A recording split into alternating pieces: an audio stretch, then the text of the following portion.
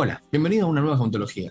En el video anterior hablamos un poco de la visión de Franco Bifo Berardi sobre el futuro de la humanidad, el cual no podría ser más pesimista. Si no lo viste, te lo resumo acá en las ideas principales. Básicamente, las categorías que arrastramos desde la modernidad para pensar y organizar el mundo se agotaron, ya no funcionan. La democracia, la voluntad política, la razón como organizadora del mundo, el Estado-nación, la familia, la educación, el progreso, el futuro, la justicia, la esperanza, etc. Para Bifo, después de Gaza, es imposible seguir sosteniendo estas ideas, intentando recuperar una especie de cultura que ha fracasado.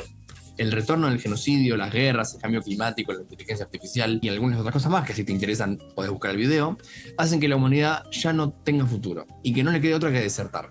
Esto dice Bifo, y de hecho coincide con otros pensadores como Mark Fisher, Byung-Chul Han, Grafton Tanner, que opinan más o menos parecido desde ópticas distintas.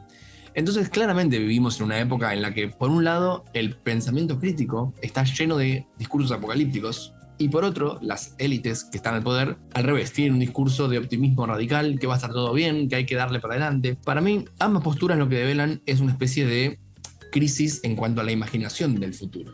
Porque los viejos valores ya no nos sirven, eso está claro, y los nuevos no aparecen, y en el medio surgen los monstruos, diría Gramsci, siendo estos el retorno del fascismo, la guerra, etc. El sistema capitalista, llamémoslo heterocapitalismo, plutocracia, neoliberal, farmacopolítica, tardomoderna, lo que sea, el sistema en el que vivimos impuso una repetición de modelos, de formas conocidas y domesticadas que generan un paradójico progreso del estancamiento. Mark Fisher dice que la nuestra es una época acechada por los fantasmas del pasado, fantasmas de promesas que nunca se cumplieron, ya sean emancipación comunista o prosperidad capitalista, y que estamos como a la espera de algo que nos saque de este loop, donde repetimos ideas, repetimos arte, repetimos historias, políticas, modas, todo. Sin embargo, no es lo mismo crisis de futuro que crisis de la imaginación respecto al futuro. Claro que es importante poder imaginar futuros nuevos, pero no es lo mismo que nos sea difícil hacerlo a sentenciar que ese futuro nunca va a llegar, porque seguramente llegue y de formas impensadas. El propio Bifo dice que lo inevitable muchas veces no sucede porque prevalece lo impredecible. En defensa entonces de lo impredecible y para matizar esta falta de imaginación con respecto al futuro, me gustaría recuperar la postura de un autor no tan conocido, pero que para mí es muy bueno y es bastante crucial para entender el momento en el que nos encontramos. Este autor es el semiólogo ruso Yuri Lotman, que en su libro Cultura y Explosión dice que las culturas son inherentemente dinámicas. A pesar de crear y reproducir estereotipos que sirven para facilitar la praxis cotidiana, siempre presentan un grado de indeterminación que garantiza una renovación constante. O sea, tienen un movimiento interno entre periodos predecibles y momentos impredecibles.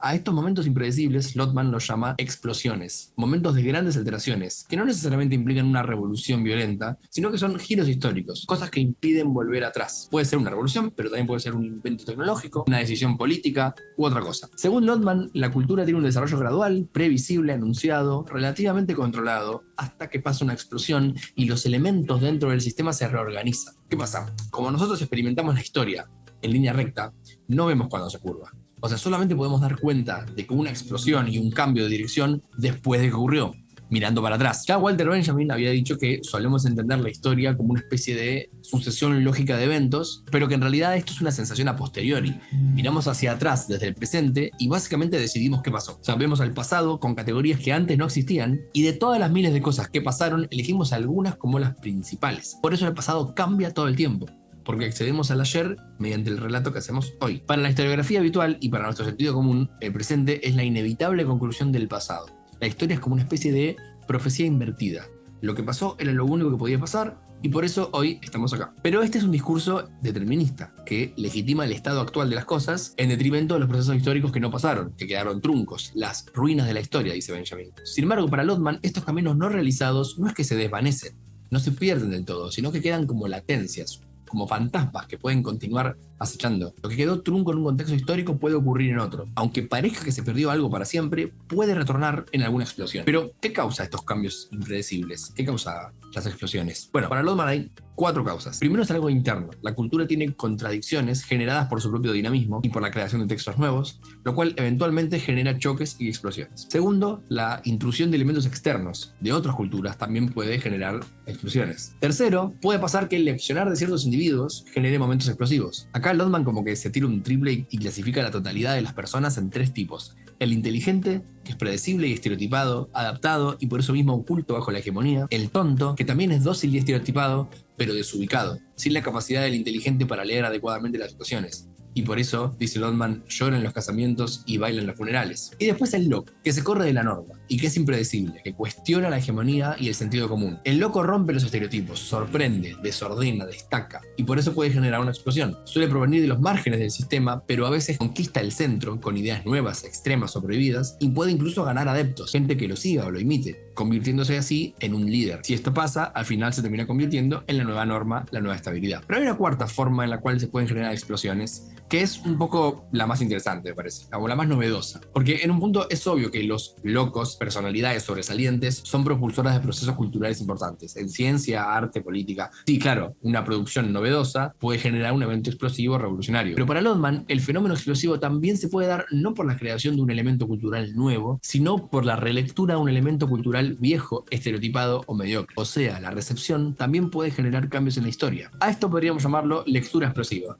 Y se da cuando alguien reinterpreta algún elemento de la cultura de alguna forma novedosa, original. Esto, por ejemplo, se dio mucho con el feminismo, que quizás su parte más explosiva fue la relectura de viejas ideas tradicionales, develando dinámicas patriarcales o machistas de fondo. En contra del típico modelo de comunicación emisor-receptor, Lotman propone una inestabilidad, una incompletud. Si el receptor es activo, entonces no hace falta que todo el tiempo surjan elementos nuevos que propongan innovaciones, porque un texto cultural puede ser retomado en otro contexto y reinterpretado de una forma distinta, a veces incluso contra la intención original de quien lo produjo. Por esto mismo, los caminos de la cultura no son del todo predecibles ni del todo dominables a voluntad de nadie, porque las cosas reaparecen, cambian, se reinterpretan. Entonces, teniendo en cuenta todo esto, creer que la crisis de imaginación respecto al futuro que existe va a tener como consecuencia el apocalipsis o el letargo indefinido de un presente vacío es un poco desconocer el funcionamiento de la cultura y creer que la historia está siempre determinada. O sea, claro que pueden ocurrir desastres y que la civilización tiene toda la capacidad de autodestruirse, pero recordemos que las verdaderas explosiones no son predecibles y solo en retrospectiva pueden verse como tales.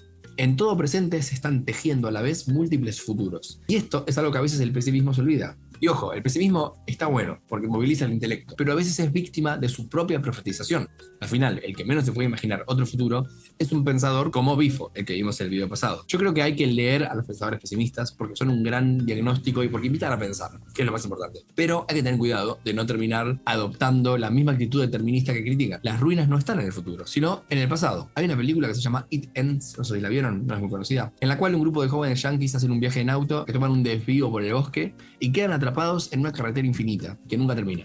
No les voy a spoilear mucho la peli, pero yo mientras los miraba me preguntaba, ok, el camino por el que van no tiene fin, pero ¿no tienen otra opción que seguir obsesivamente para adelante? Mejor dicho, ¿qué hacemos cuando el camino que se supone que tenemos que seguir no nos lleva a ningún lado? Bueno, espero que les haya gustado el video y como siempre se agradecen sus comentarios y todo. Así que nos vemos la próxima.